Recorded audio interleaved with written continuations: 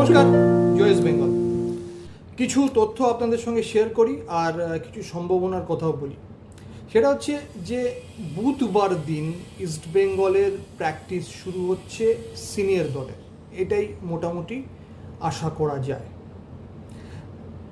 তড়িঘড়ি প্র্যাকটিস শুরু হচ্ছে, তার কারণ আপনারা জানেন যে 14ই আগস্ট কলকাতায় ইস্ট বেঙ্গলের সঙ্গে এএফসির ম্যাচ রয়েছে। এই ম্যাচের আগে অন্তত এক মাস দলটা প্র্যাকটিস করুক মাঠে, সেটা টিম ম্যানেজমেন্ট চায়। স্বাভাবিকভাবেই বুধবার দিন সিনিয়র দলের প্র্যাকটিস শুরু হচ্ছে এবং প্রথম দিন হয়তো আপনারা অনেককে নাও দেখতে পারেন, কিন্তু প্রথম দিন আপনারা কি কার্লোস কুয়াদ্রাতকে সপার্শ্বদ দেখতে পারবেন? Carlos Cuadrat, Dimas Delgado, physical trainer, strength conditioning trainer, সবাইকে দেখতে পারবেন, সাইকোলজিস্ট অ্যান্ড অল দ্যাট। সেই সম্ভাবনা কিন্তু তৈরি হয়েছে। যেটা মনে করা হচ্ছে যে বুধবার দিন আর্লি ওয়েডনেসডে বলা যেতে পারে, বা আজকে গভীর রাতে কার্লোস কুয়াদ্রাত চলে আসছে কলকাতায়। সঙ্গে থাকবেন ডিমাস ডেলগ্যাডো এবং সাউল ক্রেসপো, নোটলি। দেখা যাক কী হয় সেটা। তো মোটামুটি এটাই খবর। যদি কার্লোস কুয়াদ্রাত চলে আসে, সুতরাং প্রথম দিনের প্র্যাকটিসে কার্লোস কুয়াদ্রাতকে বিনো জর্জের সঙ্গে দেখবেন, সে বিষয়ে কিন্তু তাহলে আর সন্দেহ থাকার কথা নয়। দেখা যাক কী হয়। দ্বিতীয় কথা সেটা হচ্ছে যে গতকালকে রাত্রির থেকেই আমরা বলছি, সেটা হচ্ছে যে গতকালকে মার্ক জোথানপুইয়া এবং পিভি বিষ্ণু চলে এসছে। ভোরের দিকে ক্লেটন সিলভা চলে আসেন, সপরিবারে চলে আসেন। যতদূর আমার কাছে খবর আছে, ধরুন এছাড়াও প্রভাত লাকড়াও চলে এসছে, দেবজিৎ মজুমদারও চলে আসবে। এই মোটামুটি এখন আছে। গিল ব্রাদার্স চলে এসছে, প্রভসুকন সিং গিল, গুরসিমরত সিং গিল। এই মোটামুটি আস্তে আস্তে খেলোয়াড়রা আসছে। তবে যে বিষয়টা বলার সব থেকে বেশি, সেটা হচ্ছে ডিমিট্রিয়াকস ডিয়ামান্টিকস অ্যান্ড মাদি তালাল, দুই স্টার সাইনিং, সুপারস্টার সাইনিং। এবারে কবে ওনারা আসছেন প্র্যাকটিসের জন্য? যেটা খবর পাওয়া যাচ্ছে যে এই দুই বিদেশি নিজের দেশে ভারতীয় দূতাবাসে ভিসার জন্য কিন্তু অ্যাপ্লাই করে দিয়েছেন, এবং একটা সোর্স বলছে যে ডিমিট্রিয়াকস ডিয়ামান্টিকসের ভিসার ইন্টারভিউ হয়ে গেছে, কিন্তু মাদি তালালের ইন্টারভিউ এখনও হয়নি। আবার অন্য দিক থেকে এটাও খবর পাচ্ছি দুজনেরই ইন্টারভিউ হয়ে গেছে, অর্থাৎ ভিসার অ্যাপ্লিকেশন ডান, ইন্টারভিউ অলসো ডান। তো যাই হোক, যেটা মনে করা হচ্ছে যে 3-4 দিনে হাতে তারা ভিসা পেয়ে যাবেন। তারপর মোটামুটি 3-4 দিন, আজকে 2 তারিখ ধরুন, যদি আমি 4 দিনই ধরি, তাহলে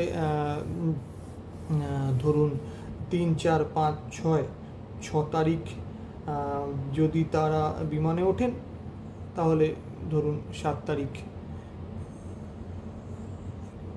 পৌঁছে যাওয়াটাও, 7 তারিখ কি 8 তারিখ পৌঁছে যাওয়াটা উচিত। তো এটা একটা আন্দাজের জায়গাতে আমরা ধরে নিতে পারি।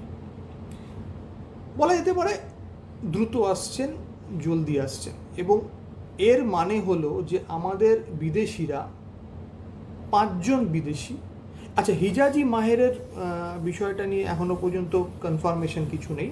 হিজাজি মাহের যেটা মনে হচ্ছে যে মোটামুটি ওই সময়ের মধ্যেই 6-7 তারিখ নাগাদ চলে আসবেন। তো এর মানে এটা হলো আমাদের 5 জন বিদেশি, তারা কিন্তু 1 মাসের বেশি প্র্যাকটিস পাচ্ছে এএফসি ম্যাচ খেলার আগে, এবং ফুল অন্যান্য ভারতীয় ব্রিগেড তো তারা চলেই আসছে, কয়েকদিনের মধ্যেই সবাই চলে আসবে, যেটা ভালো, অত্যন্ত ভালো, সুখকর বিষয়। দেখুন, প্রথম কথা হচ্ছে এর মাঝে আপনাদের বুঝতে হবে যে ডুরান্ড কাপও এর মাঝে আছে, কলকাতা লিগ চলছে।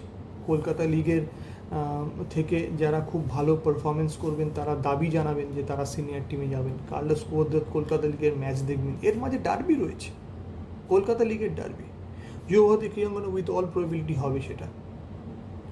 তো সব মিলিয়ে একটা ইভেন্টফুল এই জুন মাসটা হবে বলে মনে হচ্ছে।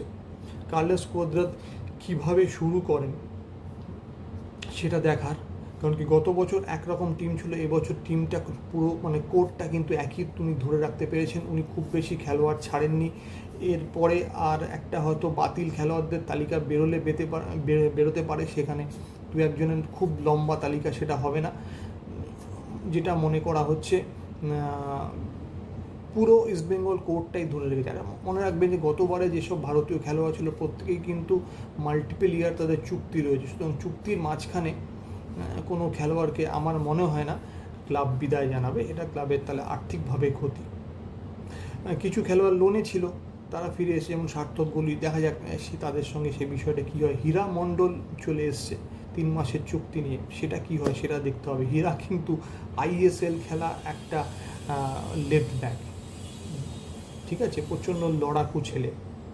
ইস্ট বেঙ্গলে হীরার ট্র্যাক রেকর্ড খুব ভালো, সুতরাং সব দিকেই কোচ নজর রাখবে, কোচ সেটা দেখবে। হীরা একটা সময় খেলেছে, কিন্তু এর নতুন কোচ, তার নতুন চিন্তাভাবনা। আমার যেটা দেখার বিষয়, আমি যেটা দেখতে অপেক্ষা করে আছি, কার্লোস কোয়াদ্রাত এবারে কীভাবে খেলাবেন। ওনার যে চিরাচরিত 4-2-3-1 সেইভাবে উনি খেলাবেন, নাকি 4-3-3 বা 4-4-2-তে উনি যাবেন, বা 4-2-3-1 তাকে মানে অন্যরকমভাবে উনি সাজিয়ে তুলবেন। তো এই বিষয়টা আমার দেখার ইচ্ছা আছে, এই বিষয়টা স্টাডি করার চেষ্টা করব, এবং সবথেকে বড় কথা অনুশীলন যখন দেখব তখন আমি বোঝার চেষ্টা করব যতটা আমার মাথায় ঢোকে, আপনাদেরও জানানোর চেষ্টা করব। সঙ্গে থাকবেন। আবার এক কথা বলি, যেটা প্রত্যেক দিন বলি, যারা এখনও সাবস্ক্রাইব করেননি, ডোন্ট ফরগেট টু সাবস্ক্রাইব, একদম ভুলে যাবেন না, এক্ষুনি সাবস্ক্রাইব করে দিন, আর পাশে থাকা বেল নোটিফিকেশানটা অন করে দিন, যখনই আমাদের অনুষ্ঠান হচ্ছে নোটিফিকেশানটা পেয়ে যাবেন। ভালো থাকবেন। জয় ইস্ট বেঙ্গল।